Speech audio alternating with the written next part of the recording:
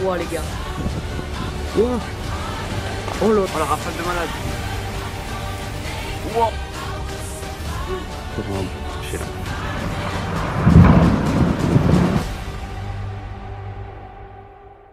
Eh bien, bonjour à toutes et à tous, c'est BT37, j'espère que vous allez bien, en tout cas, moi ça va super, et aujourd'hui, on se retrouve pour cette nouvelle vidéo, ce nouveau point météo. Nous allons parler de la situation à venir pour ces 3 prochains mois, avec ces prévisions saisonnières, alors j'ai écrit l'hiver 2022-2023, mais plus précisément, c'est pour novembre, décembre, janvier, J'ai décidé pour l'instant de ne pas faire le mois de février. Donc, on va regarder un petit peu d'abord les paramètres que j'ai suivis, etc. Je ne vais pas tout montrer, je suis allé voir des modèles, je suis allé voir des prévisions saisonnières d'autres gens évidemment, etc. Et j'ai pu faire mes propres prévisions saisonnières, mais en suivant tous les paramètres possibles. Donc, tout d'abord, le cycle solaire, c'est quelque chose d'important à prendre en compte pour les prévisions saisonnières. Le cycle solaire, il était au minimum il y a 2 ans, 2020, vous le voyez, puisque on a fini le cycle solaire 24 pour commencer le cycle solaire 25. Et les répercussions d'un minimum solaire se font 2 à 3 ans après. Et donc, on a vu l'hiver dernier qu'on n'a pas eu. C'est les conséquences de ce minimum solaire, mais ce qui porte donc à croire qu'on les aura pour donc l'hiver qui arrive, 2022-2023. Ensuite, on a l'ENSO, c'est très important à prendre en compte. Ça permet de savoir un petit peu surtout quel temps on pourrait avoir au-dessus de l'Atlantique. Alors l'ENSO, c'est la température de l'eau au niveau du Pacifique, du centre du Pacifique et l'est du Pacifique. Donc c'est souvent caractérisé par les phénomènes El Niño ou La Niña. Cette année, c'est La Niña toujours qui est présente au niveau du Pacifique. On est toujours sur un phénomène La Niña, donc des températures sous les normales au niveau du Pacifique. Des températures déficitaires de l'eau, et donc La Niña va se poursuivre pour cet hiver. Elle devrait se poursuivre pour novembre, décembre, janvier, pourquoi pas même février, et elle pourrait commencer à repasser en phase neutre à partir de mars 2023. Mais en tout cas, on a une Niña qui est très longue, ça fait déjà 2 ans, depuis 2020 qu'elle est là, cette Niña. Elle pourrait continuer jusqu'au début de l'année prochaine, ce qui ferait de cette Niña l'une des plus longues de ces dernières années. Et donc elle devrait se poursuivre normalement pour cet hiver 2022-2023.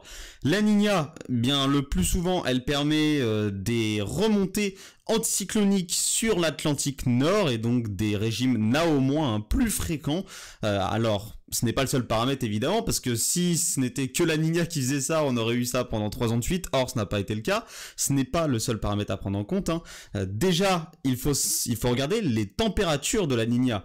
Si elles sont trop élevées, donc trop positives ou trop négatives, souvent, c'est des régimes NAO+, qui vont être majoritaires au niveau de l'Atlantique. Or, des Niñas entre moins 0,7 et plus 0,6, 0,7, ça permet des régimes, cette fois, plus fréquents au niveau de la NAO-, au niveau NAO-, des régimes NAO- plus fréquents, mais voilà, il ne faut pas que la Niña soit trop forte. Et pour cet hiver, pour ces prochains mois, elle devrait être comprise entre moins 0,7, moins 0,8, cette Niña, ce qui serait donc une très bonne nouvelle et qui permettrait donc de possibles régimes NAO- pour notamment décembre, le mois de décembre et le mois de janvier, possiblement début janvier, puisque la Niña, on voit qu'elle pourrait être entre moins 0,8, moins 0,9 pour le mois de novembre, alors qu'elle pourrait être plutôt entre moins 0,7, moins 0,8.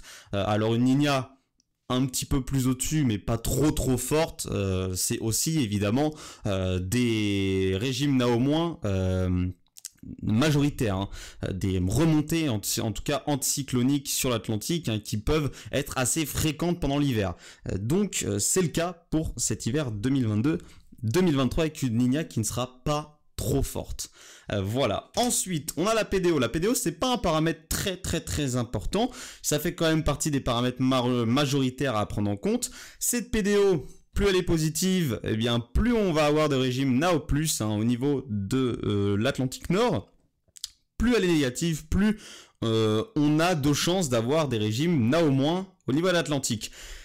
Elle est négative depuis quelques années, elle va rester négative cet hiver, tout l'hiver elle va rester négative cette PDO, ce qui donc représente encore une fois une bonne nouvelle pour l'Atlantique Nord et donc ça pourrait permettre des remontées anticycloniques sur le Nord Atlantique plus fréquentes encore une fois. Mais un des paramètres très important à prendre en compte, c'est l'IOD. L'IOD, c'est la température, c'est un dipôle. Au niveau de l'océan Indien, c'est la température de l'eau au niveau de l'océan Indien qui donc a été très positive l'hiver dernier, est restée positive cet été. On a vu les résultats de cette IOD très positive. Un hiver très sec, un été chaud et sec, et bien cette IOD déjà depuis quelques mois, depuis le mois d'août-septembre, elle est repassée négative cette IOD, elle est repassée négative et elle va continuer à rester négative jusqu'au mois de novembre avant de passer possiblement en phase neutre entre décembre et janvier. Et c'est une très bonne nouvelle que cette IOD soit négative en mois de novembre et passe en phase neutre en décembre et janvier. Ça voudrait dire que normalement on ne devrait absolument pas avoir d'hiver qui ressemble au dernier, cet hiver très sec, souvenez-vous, que l'on avait eu, puisque l'IOD est dans de bonnes conditions pour un hiver quand même dans les normales de saison. Tout d'abord on voit qu'elle sera négative. Une IOD négative souvent permet un petit peu plus d'épisodes frais et potentiellement humides sur l'Europe, alors qu'une IOD positive renforce le risque de sécheresse et de chaleur sur l'Europe. Donc cette IOD, elle est négative pour le mois de novembre et elle sera en phase neutre entre décembre et janvier. Une phase neutre, ça peut permettre aussi des épisodes froids et humides, mais un petit peu moins fréquents. Voilà, mais ça peut quand même le permettre. Et donc, je n'ai pas regardé tous les paramètres évidemment, je vous ai pas montré tous les paramètres etc. parce qu'il y en a énormément à prendre, on a aussi la MJO, la QBO etc. Qui sont des paramètres à prendre en compte. Mais je vais vous en parler un petit peu peut-être, en tout cas pour ce mois de novembre, pas trop pour le mois de décembre et janvier, vous allez voir. Pour novembre, ce début novembre s'annonce déjà, la première semaine de novembre, vous l'avez vu peut-être, s'annonce finalement plus fraîche, plus dans les normales, excusez-moi, un petit peu plus dans les normales et surtout plus humide, puisqu'on va avoir quelques passages perturbés, mais ça ne devrait être que pour cette première semaine de novembre, puisque la deuxième semaine, troisième semaine pourrait être bien plus sèche avec une récurrence anticyclonique encore une fois, mais par contre on devrait avoir des températures qui resteraient dans les normales de saison. Et ce qui est à surveiller, c'est la fin du mois de novembre, la dernière semaine de novembre, où on pourrait, avec une MJO qui passerait en phase 6-7, une IOD bien négative et une Niña, on pourrait avoir, attention, peut-être un premier décrochage polaire avec un flux de nord et donc potentiellement un décrochage polaire humide à surveiller, mais ce serait que pour la dernière semaine de novembre, voire vraiment à la toute fin novembre. C'est pour ça que au niveau des températures, j'ai mis qu'on devrait avoir des températures de normales à moins 0,5 puisque la fin novembre pourrait se retrouver déficitaire. Au niveau des précipitations, on aurait des épisodes anticycloniques un petit peu plus fréquents que les épisodes humides et donc on aurait malheureusement des précipitations toujours déficitaires pour ce mois de novembre. Le mois de décembre. Alors le mois de décembre, il s'annonce environ au niveau des normales, mais certains modèles voient ce mois de décembre un petit peu plus positif avec des températures un petit peu plus excédentaires et d'autres avec des températures un petit peu plus déficitaires. Mais en tout cas, ce mois de décembre devrait rester en globalité autour des normales de saison au niveau des températures. Donc, j'ai décidé de mettre une tranche allant de moins 0,5 à plus 0,5 au niveau de ce mois de décembre. Au niveau des précipitations, elle pourrait être de normale à moins 10%, car encore une fois, on pourrait risquer une mi-décembre, en tout cas un début décembre. Le début décembre pourrait se retrouver froid et humide. Ensuite, au niveau de la mi-décembre, c'est encore très incertain au niveau des modèles, mais en tout cas, on pourrait avoir encore une fois une récurrence anticyclonique au niveau de la mi-décembre, avant encore une fois le retour d'un temps un petit peu plus humide à la toute fin décembre. Mais ça n'empêche pas qu'on pourrait, attention, avoir des risques d'épisodes plus froids et humides au niveau de la mi-novembre, etc. C'est pour ça qu'on est entre normal et moins 10%, parce que on est très incertain au niveau de la mi-décembre. On pourrait avoir des épisodes plus humides et froids venus du nord, comme on pourrait avoir plus de récurrence anticyclonique. Voilà. Ce que je n'ai pas expliqué aussi, c'est que pour la fin novembre, il y a deux choix qui s'offrent à nous pour la toute fin novembre. Soit on aurait un blocage scandinave et donc un froid continental et donc sec, soit on aurait un blocage atlantique, un régime Naomois, avec cette fois un froid venu de nord et bien plus humide. Voilà, ça c'est pour la fin décembre, la début décembre et la toute fin novembre surtout. Et ensuite, je vous ai expliqué évidemment pour le mois de décembre. Le mois de janvier, alors lui le mois de janvier, il devrait commencer, donc, comme je vous ai dit, comme la fin décembre, avec au début de ce mois de janvier, des épisodes possiblement plus frais et humides.